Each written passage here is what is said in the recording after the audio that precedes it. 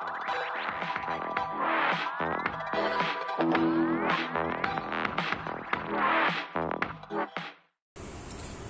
pagi rekan-rekan Teruna dikasih dalam Tuhan, apa kabarnya? Kembali lagi dalam Barnabas.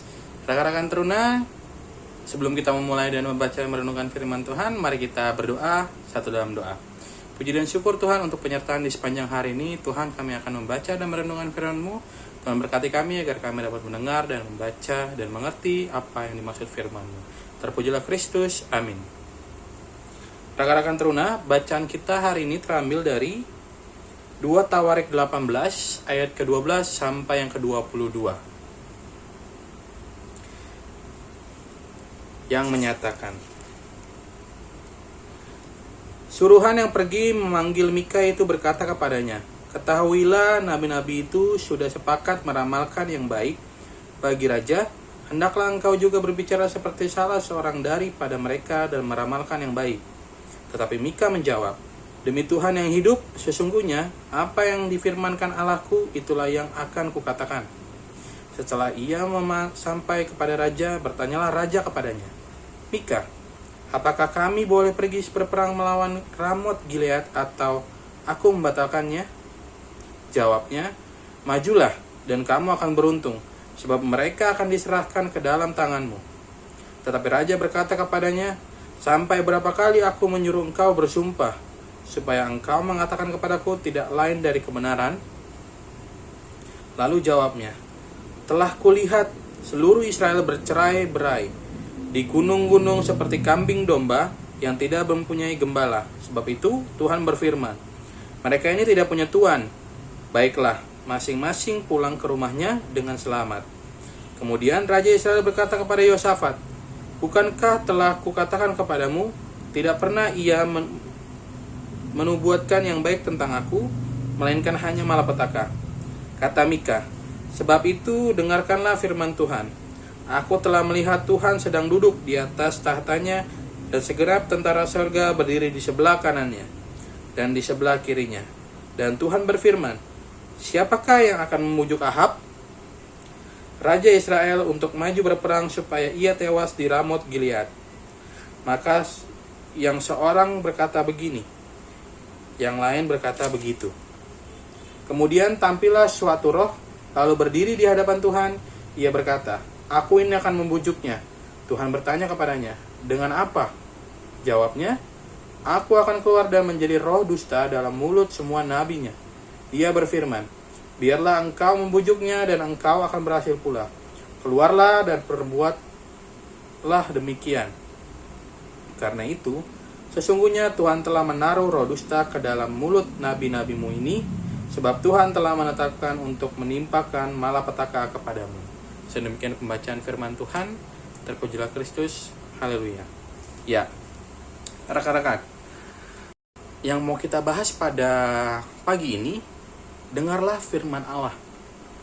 Dalam cerita, mungkin dalam beberapa kesempatan beribadah, ada orang yang pulang dari gereja dengan wajah yang kecewa karena firman Tuhan yang didengarnya tidak sesuai dengan keinginannya.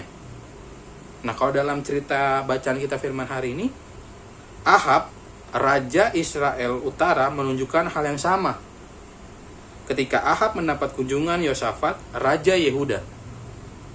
Ia mengajak Yosafat untuk menyerang kota Ramot Gilead. Ramot Gilead adalah kota bagi suku Lewi yang berada di sebelah timur Sungai Yordan. Posisi geografisnya di sebelah timur Sungai Yordan.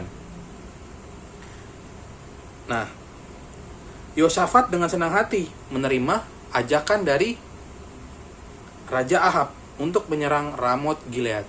Namun, Raja Yosafat meminta Ahab untuk meminta petunjuk Tuhan, meminta pendampingan Tuhan, meminta arahan Tuhan. Ahab kemudian menanyakan kepada para nabinya dan mereka menjawab agar Ahab maju berperang. Jadi ketika Ahab menanyakan nabi-nabinya mengatakan bahwa Ahab maju aja perang. Gitu ya rekan-rekan. Nah, mendengar hal itu, Yosafat tidak puas dan bertanya,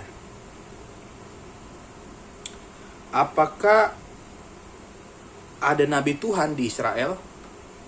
Ahab menjawab, ada.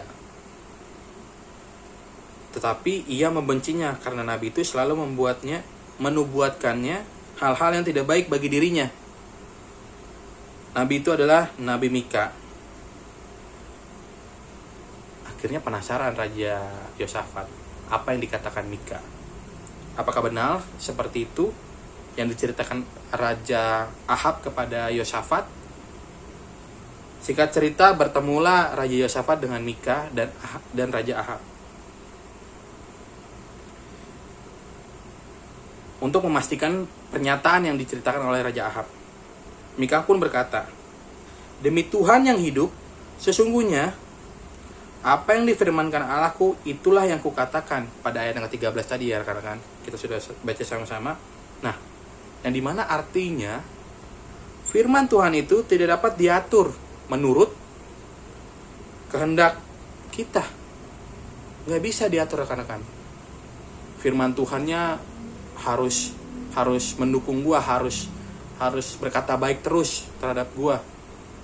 Enggak rekan-rekan. Atau mungkin secara egois kemauan kita, seturut dengan kemauan kita. Tidak juga. Yang disampaikan menurut kemauan kita atau pendapat kita. Ya. Jadi banyak orang yang senang mendengarkan firman Tuhan yang menyenangkan hatinya aja. Jadi kalau dengan firman Tuhan tuh pilih-pilih, kalau bisa dibilang. Bahkan juga ketika kita mendengar firman Tuhan, kalau misalnya itu nggak serak di hati, kayaknya nolak. Bukan begitu, rekan-rekan. Jangan seperti itu. Apabila firman Tuhan itu tidak menyenangkan, pasti apa efeknya? Wajahnya cemberut, keluar ibadah bete, keluar ibadah ngerasa tersinggung. Ya. Bahkan ada yang langsung tidak suka dengan pelayanan firman-Nya. Ya. Allah berfirman karena Ia sangat mengasihi umat-Nya. Sekali lagi, Allah berfirman karena Ia mengasihi umat-Nya. Oleh karena itu, Sobat Teruna, jika kita mendengarkan firman Tuhan, berdoalah seperti ini. Berfirmanlah Tuhan, kami sedia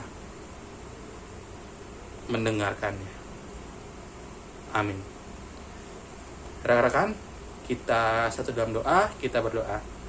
Puji dan syukur Tuhan atas penyertaan di sepanjang hari ini. Tuhan, terima kasih untuk berkat yang sungguh indah yang Tuhan berikan kepada kami. Tuhan, kami sudah membaca dan merenungkan firman-Mu. Kiranya apa yang kami baca dan renungkan ini menjadi pedoman kami di sepanjang hidup kami. Terpujilah Kristus. Amin. Rekan-rekan, selamat beraktivitas. Tuhan Yesus memberkati. Dadah.